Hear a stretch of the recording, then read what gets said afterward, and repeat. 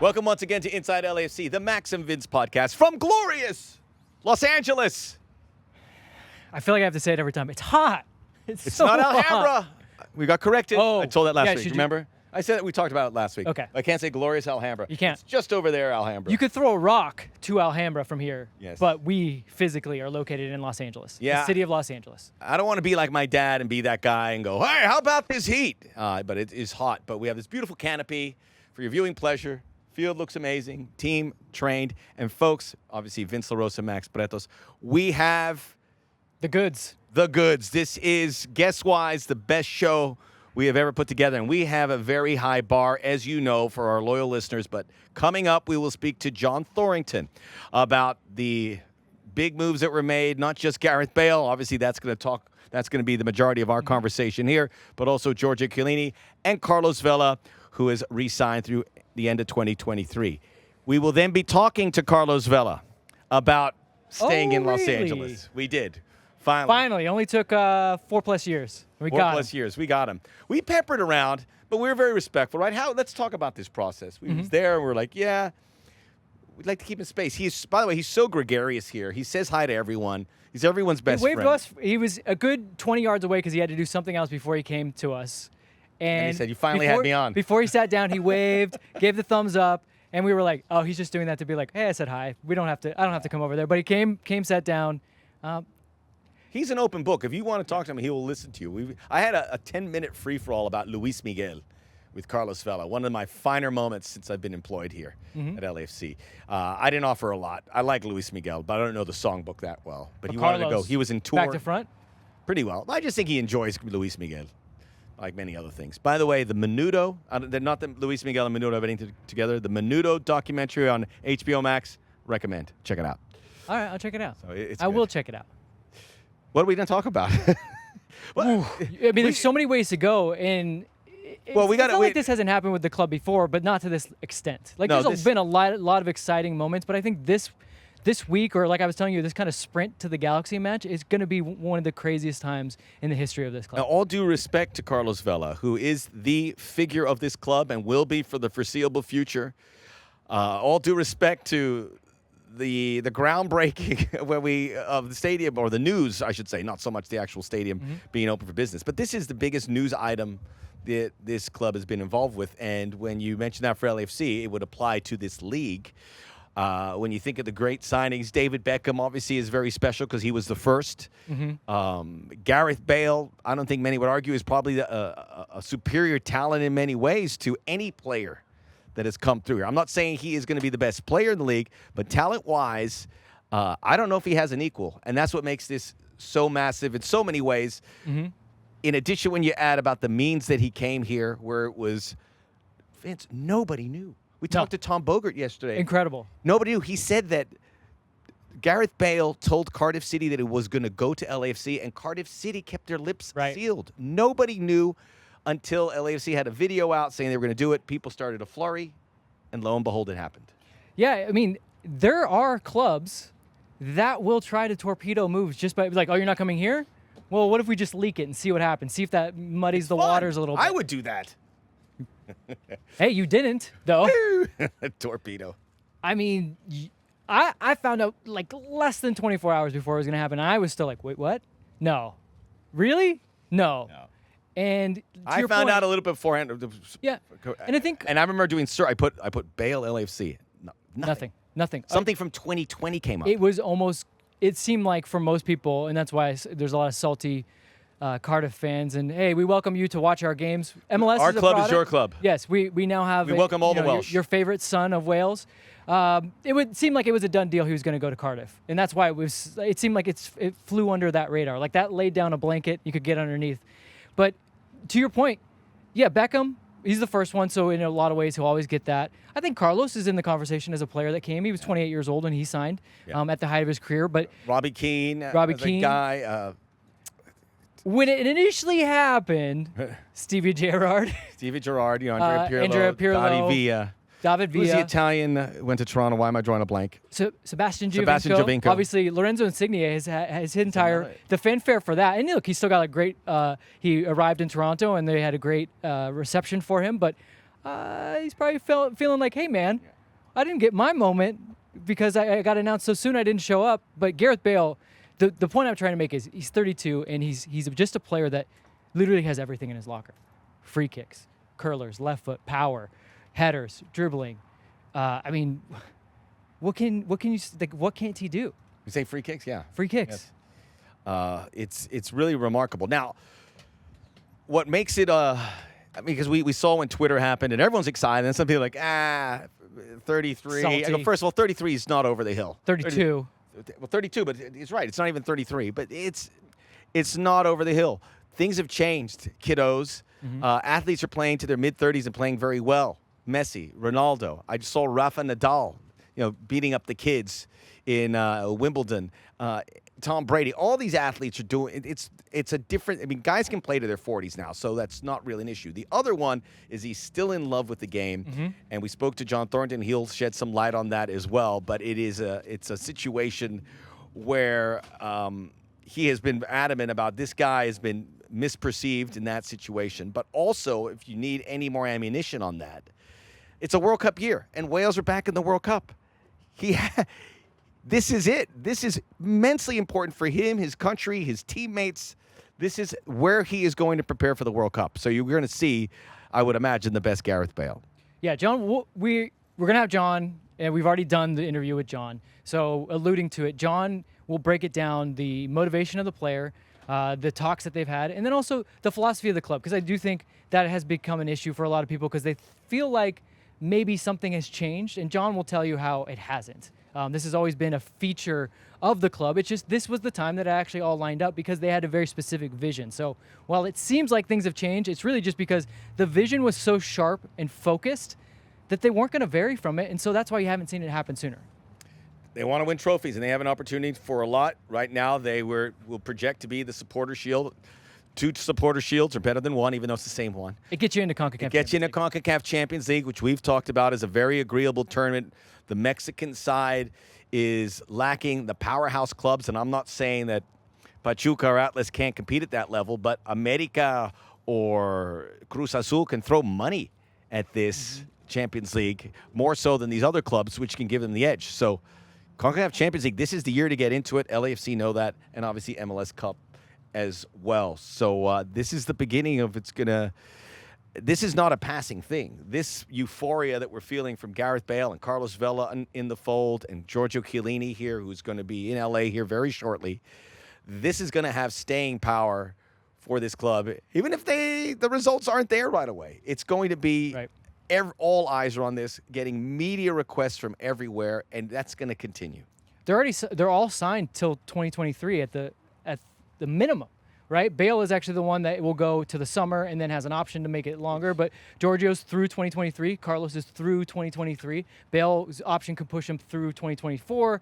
So there's just a lot to love. And again, to Max's point, it's with an eye towards, yes, of course, Supporter Shield now, MLS Cup now, because those are the next 2 trophies ahead of us. However, it's also with an eye towards CONCACAF Champions League, 2 winning farther down the line. Like, this is not a hey, let's just get this together. I know I was telling some people, they go, what's it feel like? I go, in some ways, and you hope it doesn't quite end up this way, it does feel like, remember when the Lakers got Karl Malone and Gary Payton, and they were like, man, we're an incredibly, immensely talented team with Shaq, with Kobe. Unfortunately, it didn't go well against the Detroit Pistons. Still fun to watch. It was still fun to watch, and I will say this, hey, that's sports. Like, this is not a slam dunk that they're going to win Supporter Shield and MLS Cup. They're still going to have to perform, and that's why it's important, and that's why a lot of people are probably asking questions, well, where does Gareth play? Who sits out? I always love those questions because it's like, once you get to the level that LAFC is, and like I said, they want to win all the trophies, be in multiple competitions, there will be playing time for all these guys. Right. And with Gareth, and with those people's concerns about them being older, gives you a chance to play him in games that fit his fit what you want for his plan, for his fitness plan.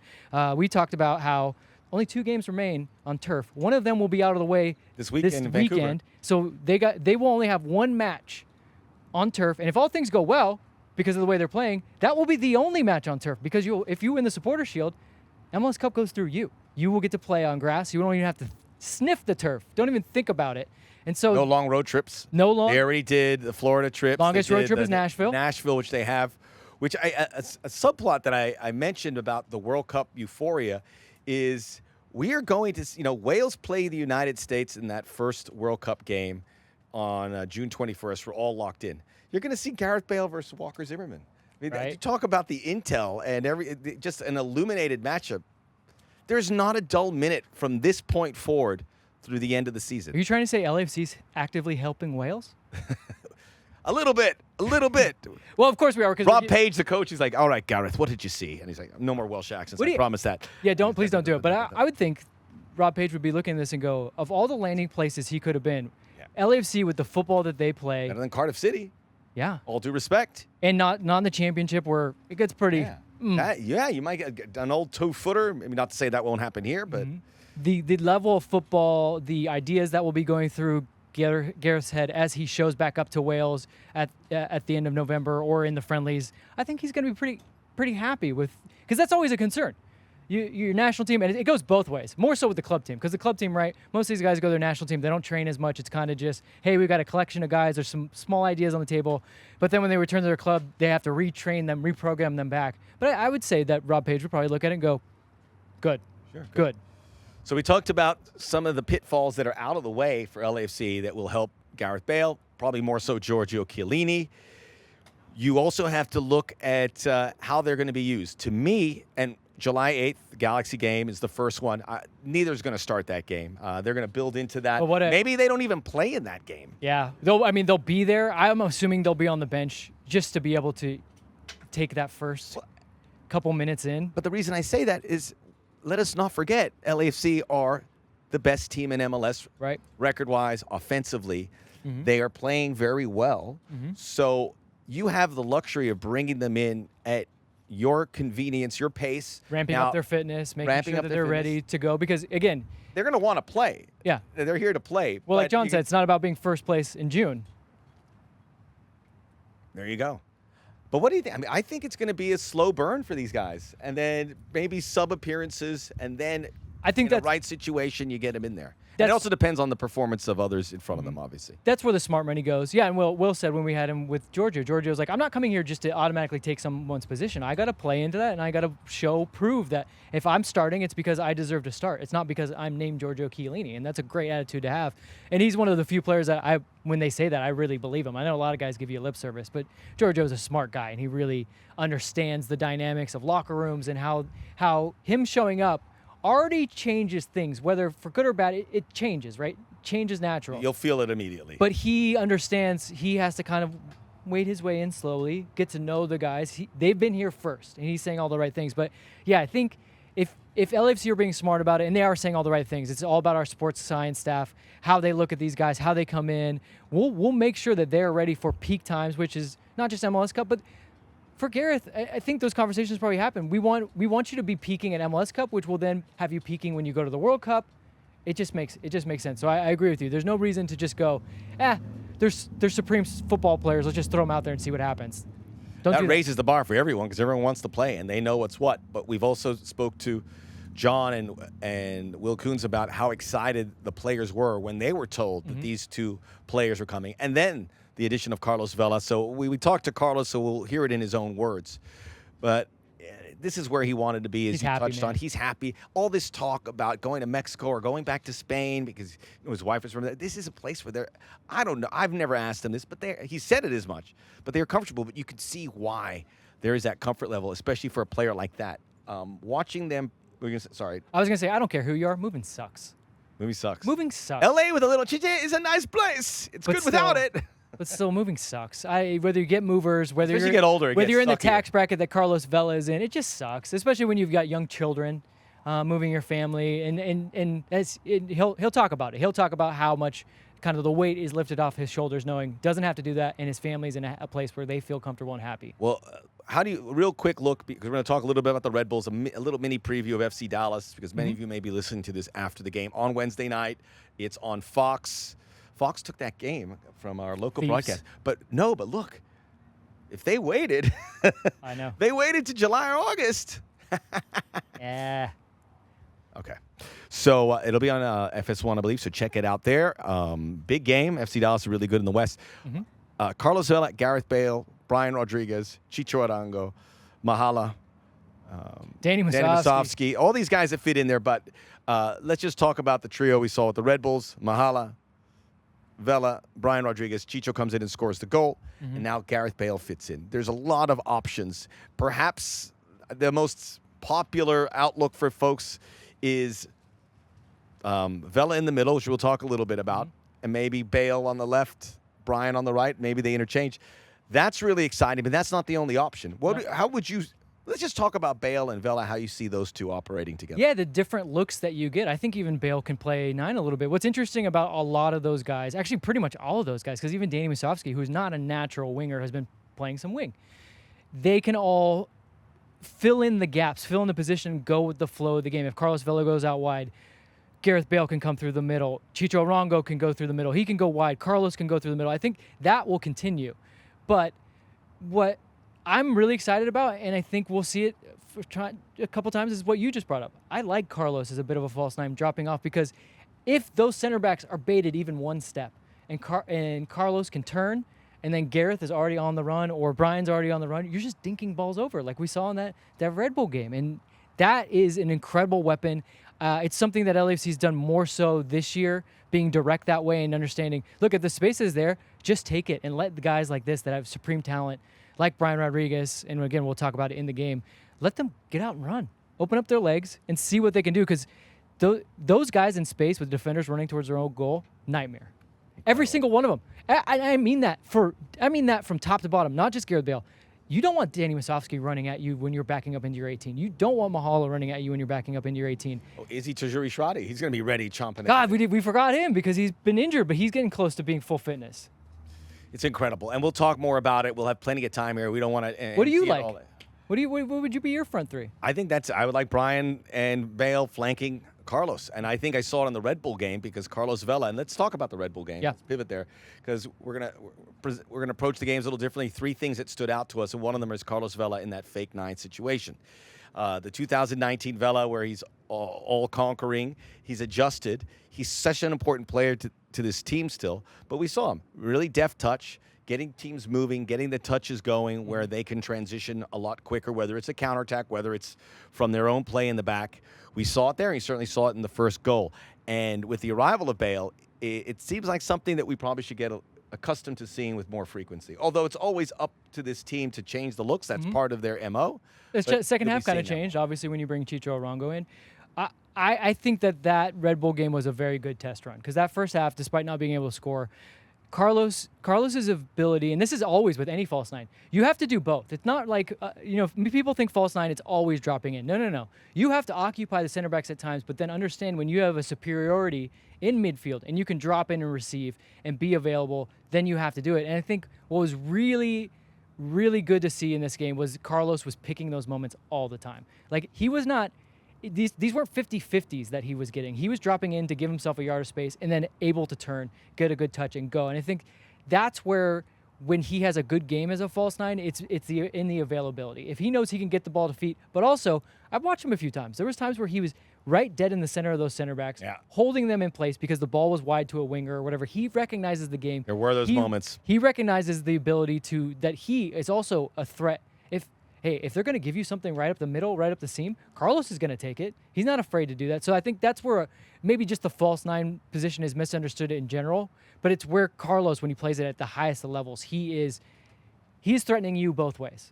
So that's where, if I think about Gareth, but like you said, a guy comes in like Chicho, and Carlos starts to drift a little bit. Carlos was playing almost like a 10 in that second half when they got those goals, and then he started going wide again. So just so many different looks. And that's what I love about this team, is it's very different. We even have Steven press conference saying, there's going to be times where we can play a game where it's going to be super hot for whatever reason, or the style that Red Bull plays. And we got to know that we have to sit back and maybe we should counter. And he goes, because we can counter. We have very good guys that can counter. And they have that now in their locker, where it's not just something that, like, on the fly they're figuring out. Like, Steve can actually say to them, hey, guys, in this game, if these moments occur, you're going to have to do this. And I think that's here. And Jordan Harvey has told us it's something that's not just talked about, it's worked on. The patterns of play are worked on, exactly where the guys are supposed to be worked on. So it's ingrained in them.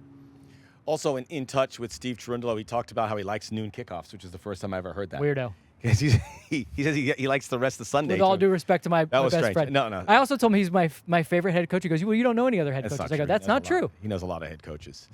And you talked about the different looks, and that'll bring us to the next point, and it's a counter-attacking situation. I watched the game on Sunday. It wasn't this extravaganza of attacking swerve and beautiful. It was a grind at times, but it was an effective grind. And playing against the Red Bulls, which we also talked to Steve, they make it very difficult for you. They make it hard for you to play the way they want to play, that you want to play. So they were resourceful, LAFC, and they found a way, and they waited for the Red Bulls to push in, tuck in, got that ball, and then a couple touches, the ball over the top to Brian, and then this beeline run from the heavens from Chiqui Palacios would lead to that second goal. It just showed you if you take the bait, if you come in too much, this isn't the old LAFC that will get back into their blocks and build up. They can hit you, and we saw it.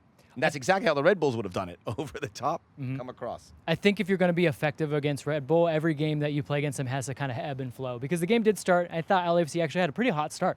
They had purpose.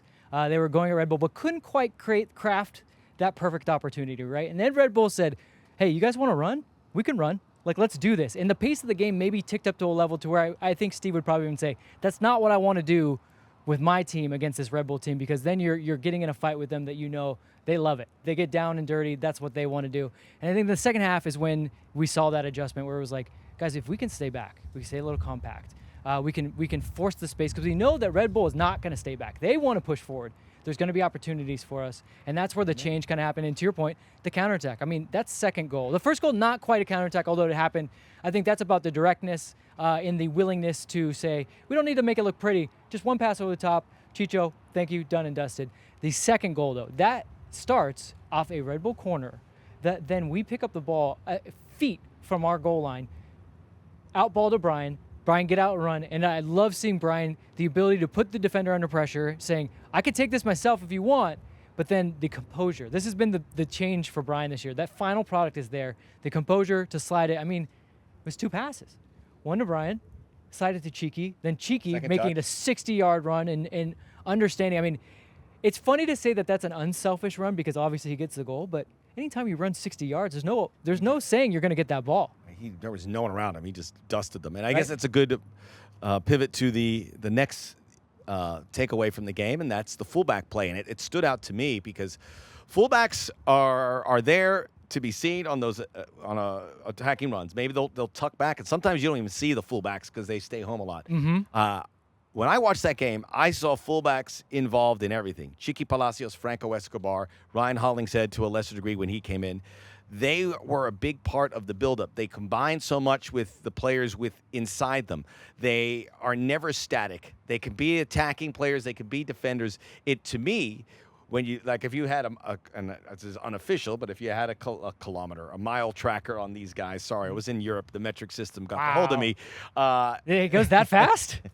It goes that fast. I'm sorry. What do they put in the water? I'll have an English accent here before too long.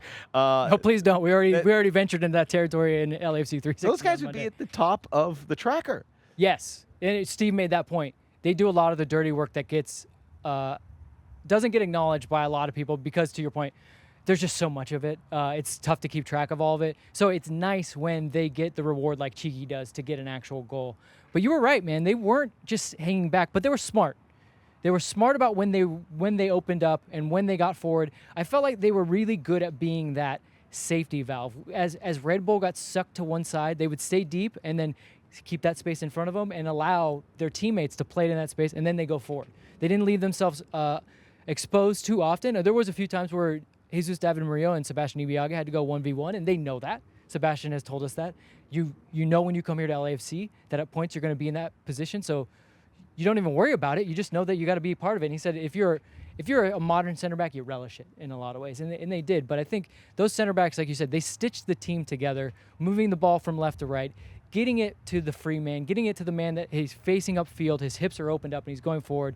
Chiqui obviously is a little bit more the attacking one. Franco kind of balances the ship a little bit more, but man, Franco was getting at it. That shot, that Cornell save. Playing a lot, yeah. That shot, that was a flash reflex save. I would say that's one of the better saves I've seen because he just kind of threw his hand up there and was like, oh, I got lucky. Franco ripped that one, and that was going top shelf. We want to get to the guests. So John Thorrington, Carlos Vela, in case you didn't hear, is at the top of the show. Coming up real quick on FC Dallas, a couple keys I know we discussed is going at those defenders. Yep. Because they've been leaky defensively lately, and it's not the strong point. You don't want Dallas to be kept too busy with the guys they have at the other end. And look, this is not a very deep team. Red Bulls, they had missed some key players. LAFC punished them for it. You do the same thing here. You have that depth. You're going to have more depth. You punish these opponents when you get a chance, so you make it a 90-minute game if you have to.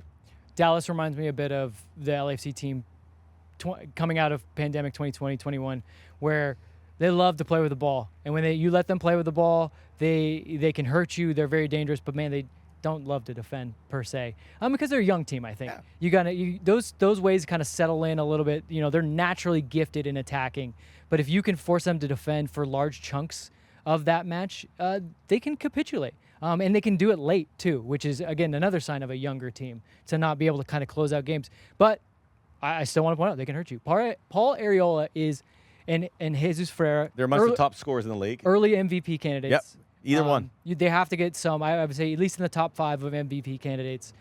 So they can hurt you. You got to kind of weather that a little bit.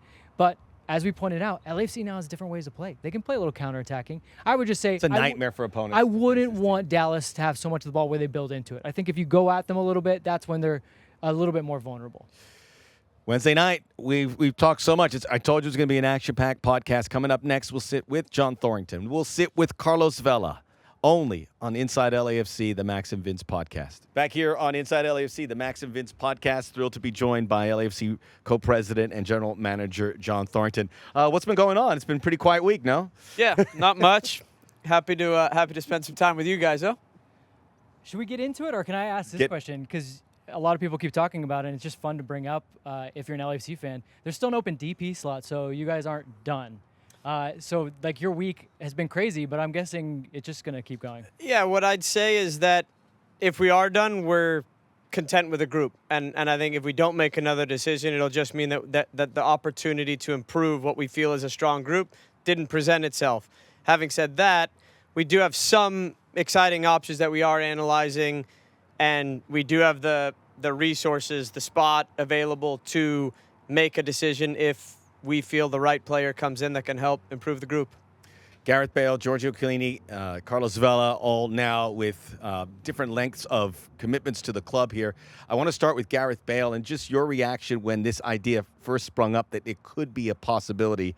A penny for your thoughts. How was that for you? Keep in mind, we had Kuntz on to talk about Chiellini, so we had a pretty epic story for all that going back years and years. So his brother. I know you guys are competitive. Has to wait for the World Cup. No, I will not enter the fray and compete with that story. But yeah, I think for this one and it's actually a good example of how different every negotiation and process goes. We have some players here that we scouted for 2 years before bringing them here.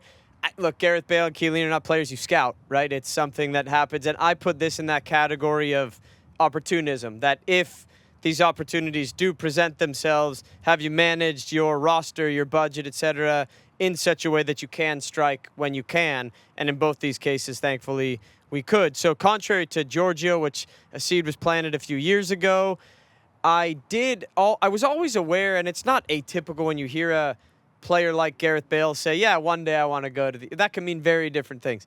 But I was always aware of that. And then, as I think now is well known, as soon as Wales qualified, and interestingly, I haven't said this before, I did hear on the commentary, somebody in the commentary of the game, I happened to be watching the game against Ukraine, said something about, well, what's Gareth Bale going to do for 6 months? And I did think to myself, hang on, maybe, I don't know. And then sure enough, right when the game ended, Patrick McCabe, who is the agency's representative here in the States, sent me a text. Mm-hmm. Can we talk about Bale?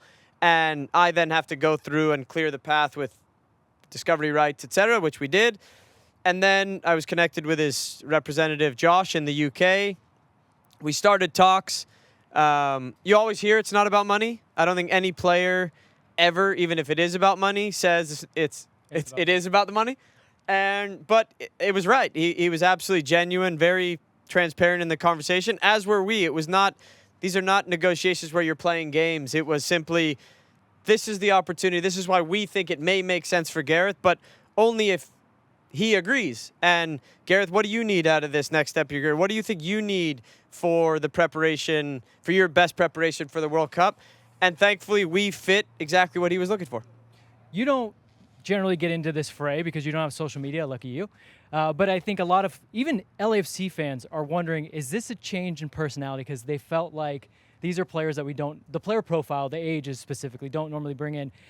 Could you talk to that? Because I don't think that it is, as you said, it's about being opportunistic. So I'm guessing that you went out there and tried to get other players that fit in this way. And if it doesn't work, you don't break your philosophy. And that's why maybe it's happening now as opposed to 2 years ago, 1 year ago, whenever it could have happened. Yeah, I mean, I have, and this is going back years, I always thought that these opportunities would come about. I did know because I traveled to Europe and I walk in, I remember in 2017 walking into, I was visiting Man United and they let me come through and I was talking and the Spanish-speaking players were all there and their director was, oh, this is John Thorrington, he's the general manager of LAFC, all of them, my next club. So I know that interest is out there, but the ability to analyze how that fits in with our financial model and how we play on the field, that's always been sometimes a tough needle to thread.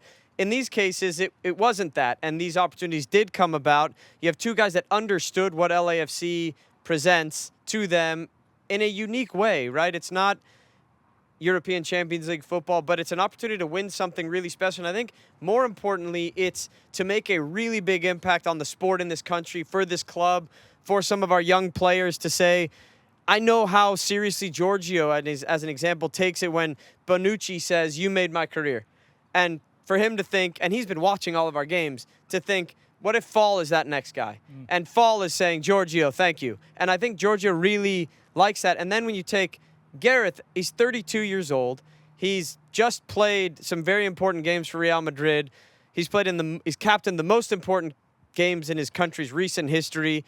And for us, it made total sense for us to do this. And it is not a departure. It is not like 5 years ago I would have said no to these opportunities, just they weren't there. Mm-hmm. And so now they are. And I think that's not a testament to me or any one thing. It is a testament to what this club has done for 4 years to get the attention of these guys to where that text, when Gareth Bale's thinking it comes to LAFC, right? That's something that is testament to everything about our club, supporters, owners, players, staff, everything. And that is why these are possible. Hence why LAFC can use TAM deals to get these players because of that clout that the club has created. That's an interesting story you say about that's my next club, where you talk about those guys at Manchester United. Carlos Vela fits into this. He is re-up now to the end of 2023, and it's a different situation for him. So how do you see this new LAFC and where Carlos Vela sits and why this is always the right place for him? Yeah, look, it's no secret. Carlos has been the most important player in the history of our club. And at times, he has been the best player. Well, I should say at times. He has been the best player in the history of this league. I will state that. I think the season he had and what he has shown in Champions League and what have you. Now, we're not hiding the fact that there have been some injuries that have precluded him from showing that week in, week out. What I think is really exciting is the way we have built around Carlos and we have a staff that will manage him to get the best out of him. Carlos can play 5 different positions at the highest level. And so for us, what it has now been about is what types of positions and how do we need to manage Carlos in a way that we see him making plays like he did for the first goal against New York on Sunday. Mm-hmm. And for us, Carlos is very happy here. His teammates love having him here as the face of this club, and we are really grateful that will continue. I think we even joked last year that if he had to, Carlos could play the 6, and he could probably pull it off in a way that I'm not going to agree with that. I think anything further forward. Okay. I'm just saying, I think he's a smart player. 8, he's got a touch. 10, 9, things. 7, but 11. Something that you touched on, how has Carlos changed as a person in those negotiations? Because I'm assuming that first negotiation was very different than even the recent extension compared to this extension. So how has he kind of matured and understood his legacy? Because you just said he is the most important player in this club's history, but how does he understand that? So I think that's a totally fair assumption, but honestly, he hasn't changed. Carlos is who he is, and that it was the same the first go round through.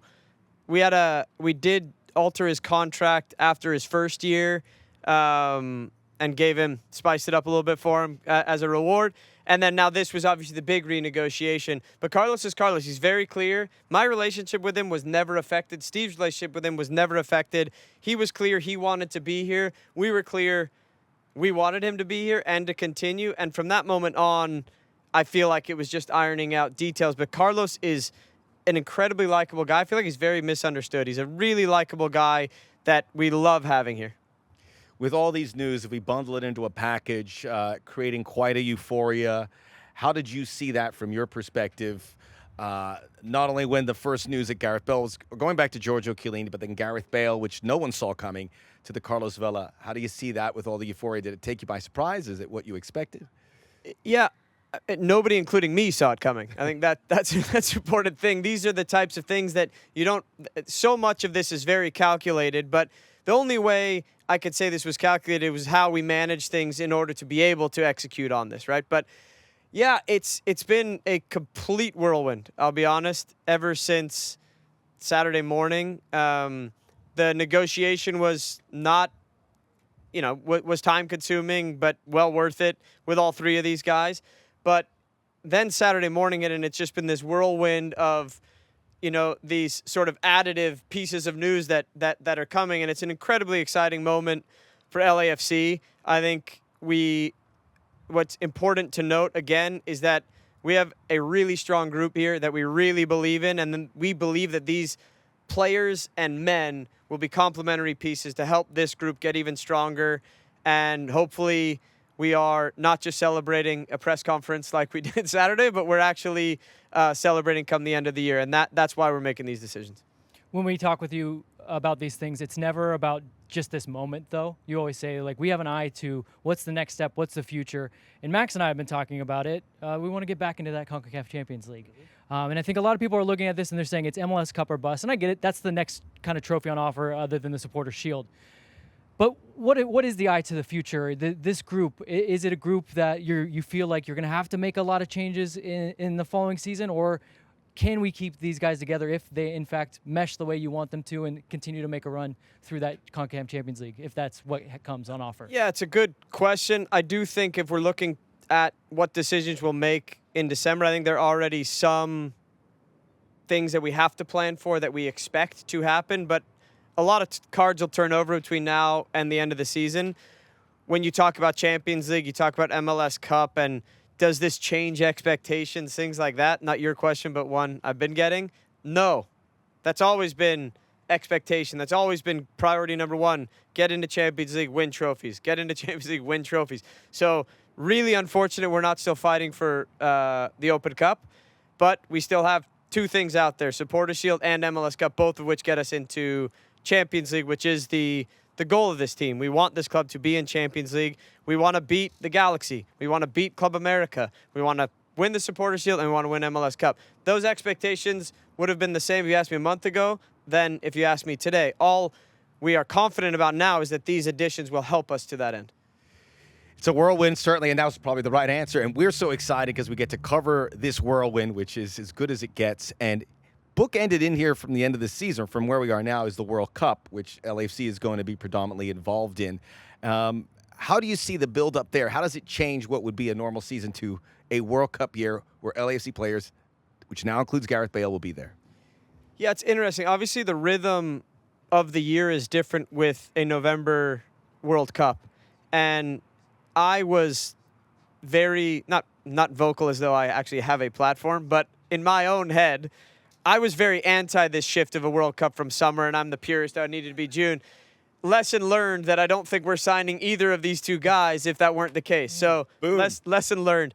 No, I think what'll be interesting as you see the build up to the World Cup. Obviously, I see it as a hugely positive thing, is because hopefully with where we are, our guys are getting accustomed to real do or die games as they prepare for the World Cup. We've got some young guys that we think will be involved, as well as Gareth and some others. So we're really excited as to what the World Cup will mean for LAFC now? And then we also think about the future. How exciting is this going to be 4 years from now with the growth of the sport in this country and all the exciting news that's happening not just at LAFC but across the league and the real momentum that we're seeing built ahead of 26? Let's have a lunch in 2026 and laugh about the process. We'll go, hey, remember back then we did that interview in 95 degrees in the Los Angeles next to Alhambra? Feels like more than 95 degrees. One of you two are paying. All right. Max is on it. Okay, John Thorrington, always so gracious. We appreciate your time joining us here on Inside LAFC, the Max and Vince podcast. Back here on Inside LAFC, the MVP podcast, you see him, you know him, you love him, Carlos Vela, and it's great news, Carlitos. You are a Los Angelino for real now. Another 18 months here with LAFC. How does that make you feel? Yeah, honestly, I'm really happy because I love to be here. I love to be in this club with our fans, enjoy every time I play in the bank. And in the end, the most important goal I still have in there is win trophies with this club. So I come to John and say, give me more time. I need to win some trophies, and after that, maybe I retire or let's see what we can do. But first, keep going here, keep enjoying, and win trophies. You've been around a lot of players, so the motivation, each player has different motivation. Some guys got to get angry. Some guys it's about different things. For you, it's always seemed to be about you are at your best when you're your happiest. And I hear you say, I'm happy. So is that you? That's the Carlos that we know and love. Is when you're happy, that's when we see the guy that does the great things on the pitch. Yeah, of course. When you left the pressure out, the problems out, and you are in a good shape, in a good way in your life, you are enjoying to come here every day, everything comes easy. So you can show your things when you are happy. So in that part now I'm really happy. So I hope from here to the end we can do better things. We can keep going in the top of the league, and of course in playoff finally I hope we can win a trophy. How's your game changed a little bit? We know in 2019 with the 34 goals, but you had a great game against the Red Bulls, putting the ball over the top to Chicho Arango, getting teammates involved, playing in different positions. How has your game changed over the years? I mean, the most important is bring everything to the team, to the teammates. Put the effort first. Everybody have to put the effort, but after that, it's you have to see what you have around and try to make them better. So in the end, nobody can win a game by yourself. So you have to try to involve your teammate to see Chicho's good finishing. So okay, let's put the ball there and he will do the rest. So I'm trying to make everybody happy and doing my best. Doesn't matter if I have to play a striker in the wing, in the midfield. So with the new guys also, maybe we have to fix some things, but in the end, the important is win games, be close to win trophies. So that's our goal, and that's my goal. Do the best for this club. We spoke to John. He said you could play 5 different positions. Could you do more than 5 positions? I think I can play in 11 positions. I told John you could play 6, and he was like, okay. I can play also defender. Maybe I will be more attacker defender, but I can be there. Love to see it. I will start to go dropping a little bit in the next few years, but I mean, I can do it. I can do it. Yeah. I can do it. You will see. Okay. Does it feel different? You going through this whole process, you were very professional about it, and you were honest and frank about it. You said, it's happening, but I'm here to play week in and week out, and then when the paper's signed, I'll play where I'm signing my paper. But now that the signature is done, do you feel a little different that you're continuing your relationship? Not different, but I'm more happy, of course, when you are playing, but you are not sure if you will still here, or you have to. In your head, how is the head? Many things are happening every time, and you are thinking hey, if you don't sign here, I have to take care of myself. I don't get injury, or start to see where my family will be happy, schools and stuff. So you have many things in your mind, and you are not fully into nothing. Right now, after deal is done, I know I will be here. My family is happy. I'm happy. So my only focus, my only goal is enjoy here, play good, win games, win trophies. So that is what I will do. Giorgio Chiellini, Gareth Bale coming here. Your reaction when you heard they were coming, and your emotions about being able to play, in particular with Gareth Bale, you'll be shoulder to shoulder a lot.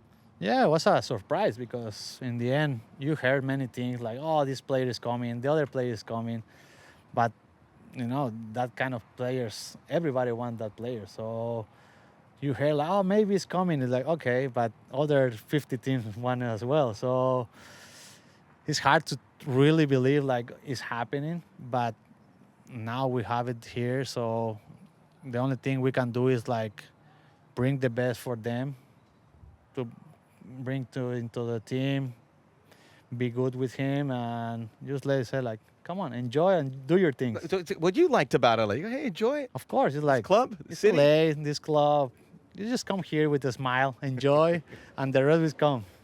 Love it. I love it when he plays happy. And Yeah. like you said, your family's happy. I know that that's important too. It's Of course. good to hear that they're happy. And like you said, when you're in that period where you're like, I don't know, it's all up in the air. It's nice that not only your peace of mind, but your family's peace of mind. And I think it's going to show. It's going to show on the pitch. It really will. Of course. From here to the end, you will see a good thing from me, from the club, from the team, and let's do our job and win the trophy. When you, That means you and I have to pick it up. yes, of course. That's what he's saying. Yeah, He's the definitely, captain. definitely. How has this season been? Because at the end of last season, obviously not making the playoffs, and a lot of changes, new faces from goalkeeper to the midfield. How did you see? How has it been for you working with this new group, and which is still going to change a little bit here in the next couple of weeks? I mean, when you have a big change, always is like excitement to see like what we can happen, how we will play, how we'll be with the new coaches and teammates and stuff. But when you see the group and the staff, the coaches, how cool they are, how easy it is to be here, it's like, okay, everything will be well. So when you see the flow, you see everybody's happy every morning, every training, every game, like we have a good feeling. We Good have energy here. Yeah. Really good. It doesn't seem like Yeah. when you see the energy is going well, everything is cool. So the rest is easy. Like I play easy. I play like happy every time. Doesn't matter who is in the field. Like That's how I'm on TV. we I like always to be happy. feel like, yeah, exactly. I saw your podcast like, oh, they're happy. I have to be here. So that's why I come to you. Wait, one really serious question before you go. Am I allowed to wear my Juventus jersey? Because if you say no, I won't wear it here anymore. Because I know we ran into each other in the meal room and you were like, I don't know. So you give me the final verdict. You say no on here, then I Look, I've been here for 4 years. You got At him least angry. Great. Put my jersey first, and then you can put the Juventus or Wilds or Madrid. That doesn't matter. Put my first, Okay, and then the rest you can do it. deal. He's a captain. Got him right? angry Yeah, after he's he a was so captain. happy. Well, we wanted He's to still happy. get every player at LAFC on the show before we said Carlos. I said, Carlos, can you be patient with us and we'll get him. I told you we'd get around to you. Yeah, you tell me like you have to sign first, and then you can come to the show. Yeah, just in case. We gotta So be Gotta go careful. through That's why I some. signed. There's a protocol. I gotta sign it. It's great to talk with you, and we're so excited to see you for the rest of the season and next season as well, and maybe the year after that. But we'll talk about that later. We will talk about that Talk about that later. easily. Slowly. What a show. Inside LAC, Max and Vince podcast. We thank Carlos. We thank John Thorrington. Rate, review, download, subscribe. We'll be back. You don't want to miss a minute of what's happening at this club. Oh, yes! They knocked on the door.